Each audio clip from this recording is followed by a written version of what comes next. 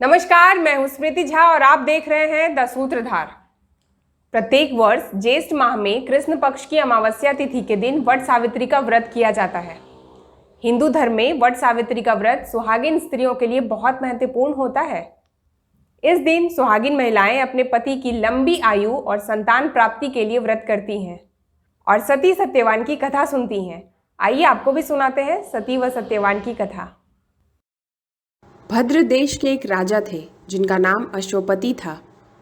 भद्र देश के राजा अश्वपति के कोई संतान न थी। उन्होंने संतान की प्राप्ति के लिए मंत्रोच्चारण के साथ प्रतिदिन 1,00,000 आहुतियां दी। 18 वर्षों तक यह क्रम जारी रहा। इसके बाद सावित्री देवी ने प्रकट होकर वर दिया कि राजन, तुझे एक तेजस्वी कन्या पैदा होगी। सावित्री देवी की कृपा से जन्म लेने के कारण कन्या का नाम सावित्री रखा गया। कन्या बड़ी होकर बेहद रूपवान हुई। योग्य वर ना मिलने की वजह से सावित्री के पिता दुखी थे। उन्होंने कन्या को स्वयं वर तलाशने भेजा। सावित्री तपोवन में भटकने लगी। वहां साल्व देश के राजा ध्युमत सेन रहते थे, क्योंकि उनका राज्य किसी ने छीन लिया था। उनके पुत्र सत्यवान को देखकर सावित्री ने पति के रूप में उनका वरण किया।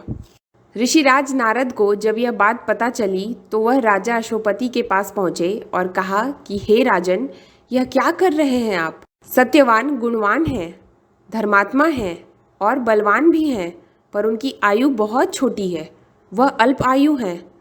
1 वर्ष के बाद ही उसकी मृत्यु हो जाएगी। ऋषिराज नारद की बात सुनकर राजा अश्वपति घोर चिंता में डूब गए। सावित्री ने उनसे कारण पूछा तो राजा ने कहा, पुत्री, तुमने जिस राजकुमार को अपने वर के रूप में चुना है वह अल्पायु है। तुम्हें किसी और को अपना जीवन साथी बनाना चाहिए। इस पर सावित्री ने कहा कि पिताजी, आर्य कन्याएं अपने पति का एक बार ही वरण करती हैं। राजा एक बार ही आज्ञा देता है और पंडित एक बार ही प्रतिज्ञा करते हैं और कन्यादान भी एक बार ही किया जाता है। सावित्री हठ करने लगी और बोली, मैं सत्यवान से ही विवाह करूंगी। राजा अश्वपति ने सावित्री का विवाह सत्यवान से कर दिया। सावित्री अपने ससुराल पहुंचते ही सास ससुर की सेवा करने लगी। समय बीतता चला गया।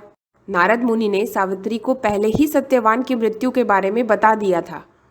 वह दिन जैसे जैसे करीब आने लगा, सावित्री अधीर होने लगी। उन्होंने 3 दिन पहले से ही उपवास शुरू कर दिया।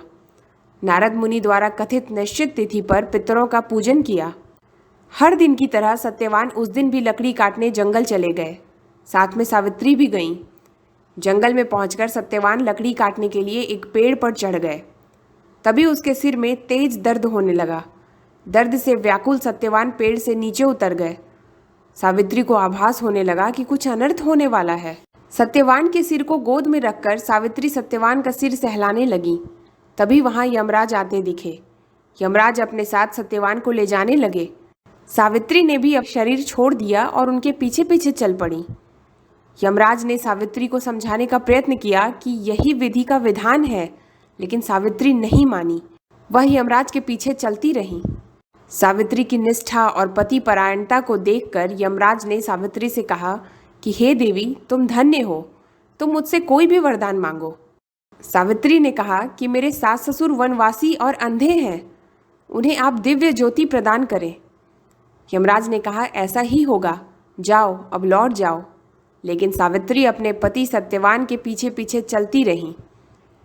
यमराज ने कहा, देवी, तुम लौट जाओ। सावित्री ने कहा, भगवान, मुझे अपने पतिदेव के पीछे पीछे चलने में कोई पीड़ा नहीं है। पति के पीछे चलना मेरा कर्तव्य है।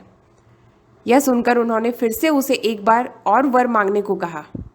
सावित्री बोली, हमारे ससुर का राज्य छिन गया है, उसे पुनः वापस दिला दें। यमराज ने सावित्री को यह वरदान भी दे दिया और कहा, अब तुम लौट जाओ। लेकिन सावित्री पीछे पीछे चलती रही। यमराज ने सोचा कि सावित्री को और वर चाहिए, सो उन्होंने सावित्री को तीसरा वरदान मांगने को कहा। इस पर सावित्री ने 100 संतानों और सौभाग्य का वरदान मांगा। यमराज ने इसका वरदान भी सावित्री को दे दिया। सावित्री ने यमराज से कहा कि प्रभु, मैं एक पतिव्रता पत्नी हूँ और आपने मुझे पुत्रवती होने का आशीर्वाद दिया है। यह सुनकर यमराज को सत्यवान के प्राण छोड़ने पड़े। यमराज अंतर्ध्यान हो गए और सावित्री उसी वट वृक्ष के पास आ गई जहां उसका और उसके पति का मृत शरीर पड़ा था। सत्यवान जीवंत हो गया और दोनों खुशी खुशी अपने राज्य की ओर चल पड़े। दोनों जब घर पहुंचे तो देखा कि माता पिता को दिव्य ज्योति प्राप्त हो गई है और इस प्रकार सावित्री सत्यवान चिरकाल तक राज्य सुख भोगते रहे। देवी सावित्री ने अपनी पति परायणता व प्रेम से न सिर्फ अपने पति के प्राणों की रक्षा की बल्कि अपने लिए पुत्र, राज्य व सौभाग्य की भी प्राप्ति की। मान्यता है कि इस दिन व्रत करने से अखंड सौभाग्य की प्राप्ति होती है। वट सावित्री व्रत में स्त्रियां पूरे दिन उपवास करती हैं और वट वृक्ष एवं सावित्री सत्यवान की पूजा करती हैं। कहते हैं कि वट सावित्री व्रत करने और इस कथा को सुनने से उपासक के वैवाहिक जीवन या जीवन साथी की आयु पर किसी भी प्रकार का कोई संकट आया भी हो तो वह टल जाता है। आज के लिए इतना ही। मिलेंगे एक नए वीडियो के साथ। धन्यवाद।